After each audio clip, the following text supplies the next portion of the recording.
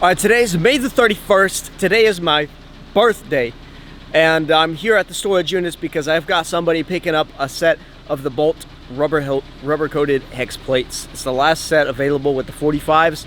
Everything else is going to get parted out. Then at 3 o'clock, I've got one of the Precor ellipticals being sold right on the other side in those units. Now, I think later on, maybe around the same time or around 5 o'clock, George is going to be having somebody come by to take a look at some of the pin selected pieces that we've got available. Dude, those things are in great shape, but it's been a good day. It's not too hot out here, you know, it's sunny, but it feels great, and we're gonna have a great day, dude. All right, so I just sold one of the Precor 576i ellipticals. I've got a handful of them out here right now. I had to move them out of the storage unit in order to pull it out, but easy to do. Now I still have, let's see, still got 1, 2, 3, 4, 5 available.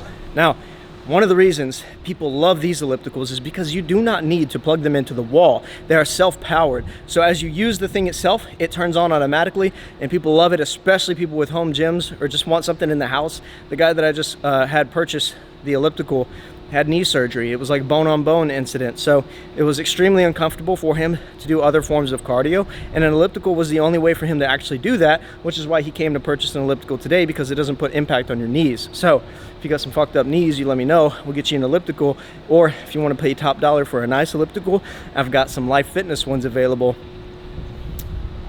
That's about it, guys.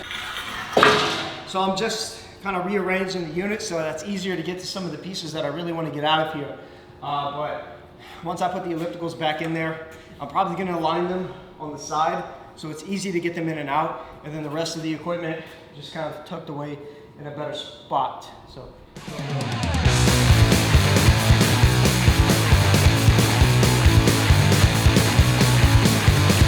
Well, shit. I just hopped on every elliptical and none of them are turning on, which is weird because getting them out, they worked. And then I put them out here and now they don't work. Now I'm wondering if I put them back, will they work? The one that the guy just picked up, it worked. So I don't know if they just broke or what. They didn't work outside, but as soon as I put them inside, now it's good to go again. I'm like, what the heck happened? See, now it's operating. Yeah, buddy. Oh, these things are durable, baby. Precor. That noise is the stopper down there, so the machine works just fine. It's heavy duty, my boy. All right.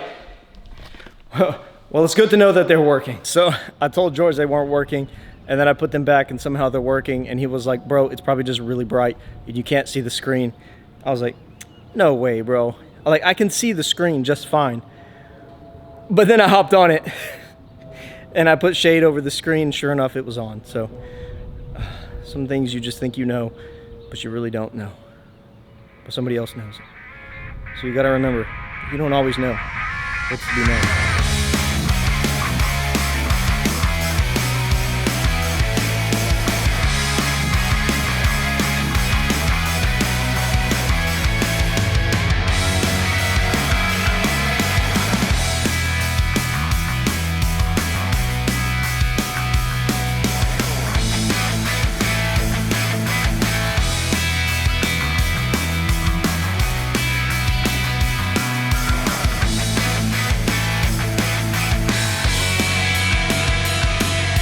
All right, George was able to sell the Easy Curl rack to Christian Guzman, and we were able to deliver that. We had somebody take it up there, and that was freaking cool. I mean, Christian Guzman now has an Easy Curl rack that we had in stock, so pretty sweet. Now today, we're gonna be going to the storage units because Michael Bailey, the man who started this all, and what I mean is that Michael Bailey was the guy who taught George how to buy and sell gym equipment, which eventually led to George opening his own gym, and then this partnership that we've got. So super excited to meet up with Michael again. Years later, he's going to be buying the Hammer Strength ISO chest press, Preacher Curls, reverse hyperextension, and that's about it. Just one big piece and a couple small pieces. Now, I actually think he has storage units at the storage units that I'm at, so it should just be simple. Take it out of one and place it in another. But I'll update you guys once we get there. Before I forget, today I trained chest and triceps, and we are feeling pretty juicy. A lot of people think I take stuff, but I'll be dead honest with you. Don't fucking take steroids, dude. Don't ever start, don't ever do it. I listened to people whenever they told me that it wasn't worth it, and I evaluated to myself, do I want to compete? Do I want to get on stage? Do I want to be an Olympian? Do I want to pour my heart and soul into this career path? And I was like, no, bro. I just want to be in shape. And so the way I look is because I've been fucking training for so long, and I've been training properly. And so I'm able to look this way, and a lot of people who just started fucking working out are like, bro, there's no way, dude. There's no way. And the truth is like, yes, it's fucking possible. When you start younger, it compounds. And honestly, that's the hard thing for people to comprehend, is the compound effect. The fact that you can look like this after this many years of training. I'm 27, I started when I was like 12. So it's a long fucking time. Of course I'm gonna look this way.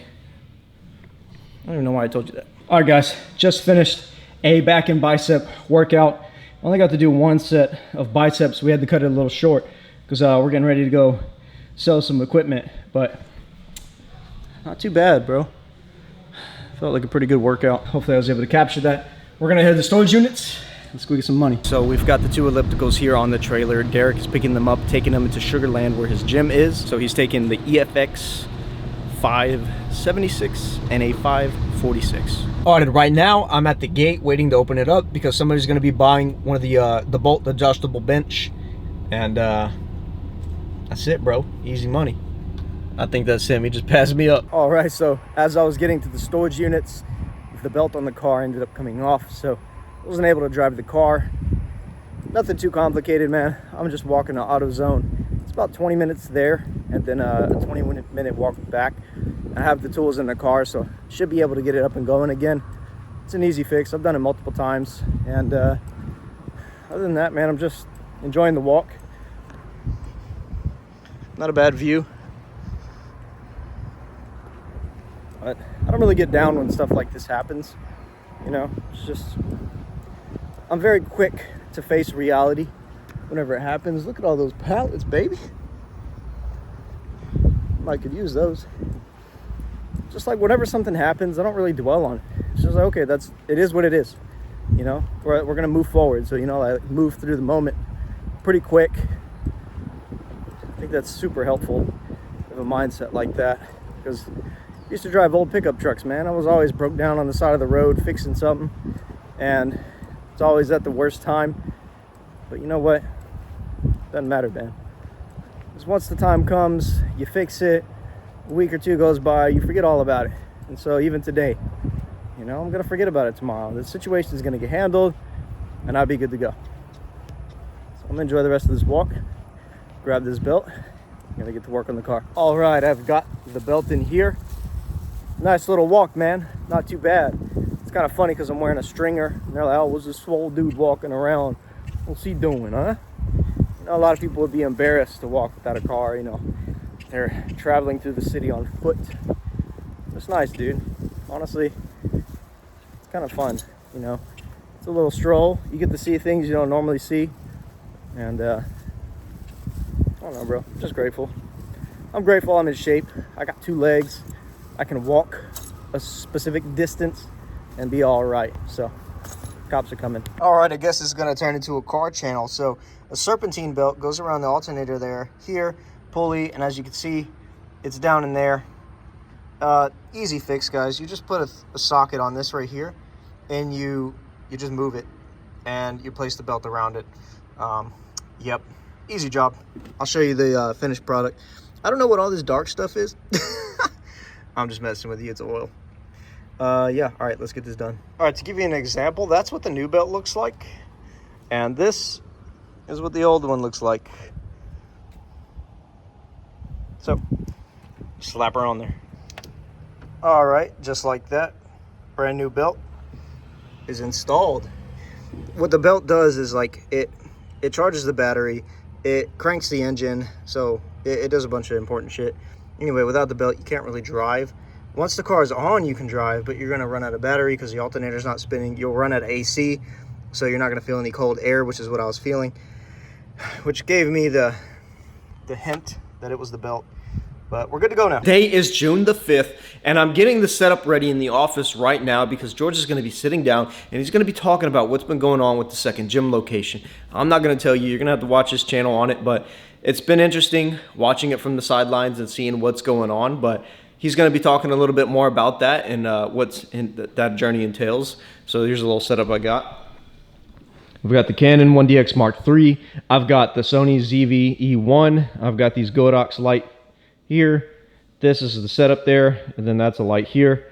So to get an idea of what it's going to look like, obviously my lens is wider, but you're going to see a very zoomed in version of this. So it should actually look pretty aesthetic. I'm going to sit right here, but should look pretty aesthetic. This light kind of outlines my head and everything. This light puts a lot on my face. And we got two cameras for 2 camera angle setup. The reason that's super important is because if I'm talking and I mess up, I can use the other camera angle and cut the gap out, and it doesn't look like I'm chopping in and out of one video. So it makes it a lot more seamless. So that's it for that. All right, so I'm at the storage units right now. Rubio's gonna be coming up to pick up a turf that we have on the other side here. And in the meantime, I'm gonna be here grabbing Dolly so that we can help load it up. We got Solomon here, so I'm showing Solomon around. I'll say what's up in the next clip, but let's do it. Solomon, what's good, bro? How you feeling? How you feeling?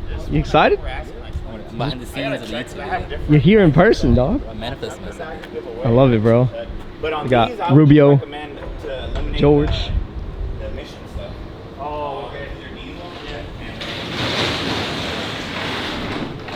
We'll be taking that turf right here and putting it in that truck.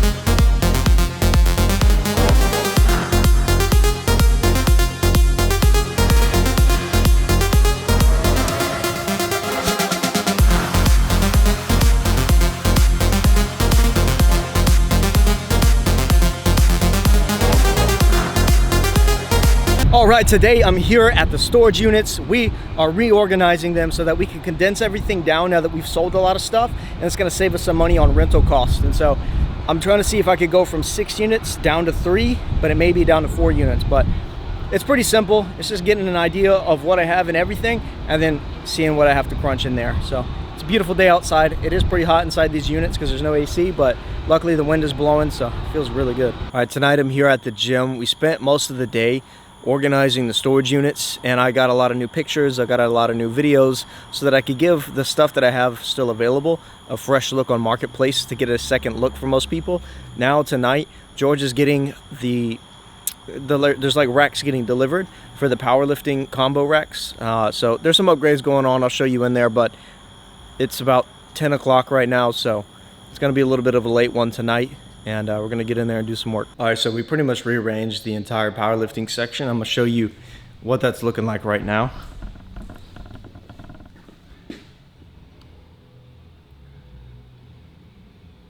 So as you see, we got platforms lined up there, monoliths switched around. A lot of changes, man. Good morning. Today is May the 13th, and I'm meeting up with a buyer here who's going to be buying one of the pin selected pec flies, and he's also going to be buying the seated leg extension. Any leg extension, I believe, is seated. So anyway, so I'm here. I'm going to be pulling out some of these pieces, putting them out there, getting new pictures and videos of everything because the original photos are pretty dark and there's only like one photo. So not a good thing you want to do. If you want to post something on Marketplace, you really want to make sure you get good pictures so that they can get an accurate view of what you have. So that's what I'm going to do. I'm going to wheel everything out here until this guy gets here, and we're going to upload those new pictures. So this is currently how the setup is looking. We got the shoulder press, the leg press, and back there some of the other items. So I'm gonna have to wheel them out one by one. I'll probably have to move this thing out as well. It's kind of a big setup, but these are actually really nice. But yeah, I have to slide those out the way. So I'm supposed to meet this guy at 8 o'clock. It's like 9:15, 9:16, bro. Like, I'm not sure why it's okay to show up an hour late. You know, it's very clearly stated that we're meeting at 8 a.m. I just find that very disrespectful. Like, now it's fucking raining and the shit's getting wet and I'm an hour late to work. I don't understand it, man. Like, showing up on time is a fucking sign of respect. So you don't show up on time. It's just like, oh, I'm sitting here in the hot fucking sun waiting. I don't get it, dude. I don't fucking get it.